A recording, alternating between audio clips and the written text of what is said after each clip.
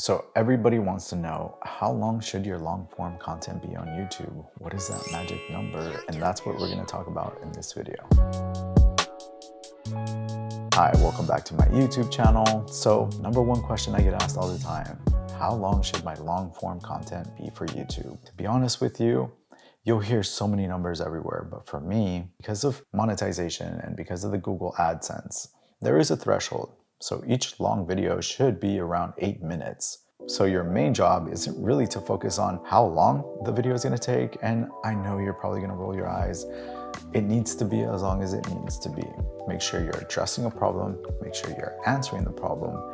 And if you need to, you can fluff it in between.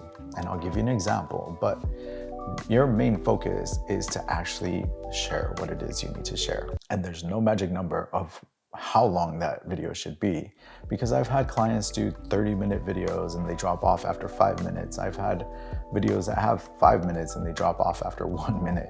So honestly, just answer the questions, stick to the script, and if you need help, I can help you with a simple formula that all my clients use just to get comfortable with the filming process and get out of their heads. So let me give you an example. Let's say this video is about 8 minutes long.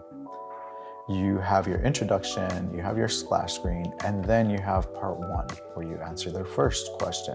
Then you go to part two and you answer the second question. If you're noticing that your video is falling under 4 minutes, try to use this time to ask a question. Ask them to comment below. That is kind of like a little fluffer in between. So ask them to leave a comment below, ask them to give you feedback on the video, ask them to drop a comment and ask them what type of other videos they want to see similar to the videos that you're doing. That is like the most simplest. The second way is to actually give an additional tip. So maybe you use a product that's in line with what you're talking about in that video, or maybe you use a night routine that's similar to what you're talking about in the original video. So whatever it is, just try to find the opportunity to share a little bit more. If you need to fluff it out, obviously you don't want to stretch this out and make it a 10-minute tangent on something that's not relatable to the video. You want to keep it all in line to what it is you're talking about. So after you plug this little kind of fluffer in between, then you can move to step 3, where you answer your last question.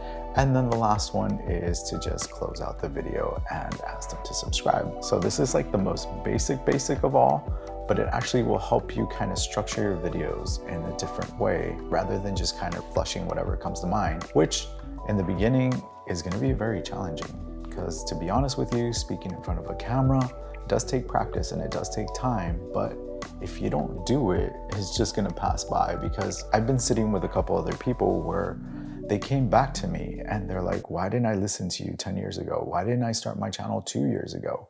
Why is it that we get in our own way? And hopefully when you see this video, I hope that it kind of helps you realize that everything is a learning process. Everything takes time. And with practice, you're going to get a whole lot better. So I hope you found value in this video. And as always, please like, comment, and subscribe. And I'll see you on the next video.